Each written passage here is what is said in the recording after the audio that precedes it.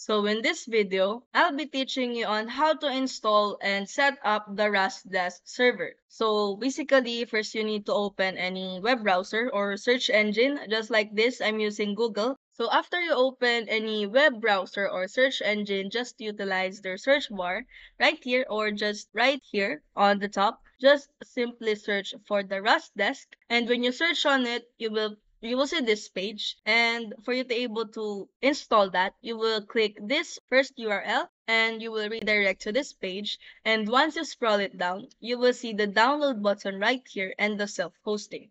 So for you to able to download and install the RasDesk and set it up, you need to long press this one and drag it on another tab for you to redirect to GitHub. So basically, you cannot download directly the RasDesk, and you will redirect to the GitHub. And as you can see right here, it has a table which is on the 86 to 64-bit. It supported that one. And you could also do the 86 to 32-bit, which is the 32-bit, and the ARM V7 and the ARC64, which is on the 32-bit and the ARM64. So it has a table right here, which is whether you're using a Windows, Ubuntu, Mac, Android, Flatpak, iOS, or the web. So it depends on what you are going to use and what you are going to download. So in this case, we are going to do the 86 to 64 on 64-bit, like here in EXE or MSI.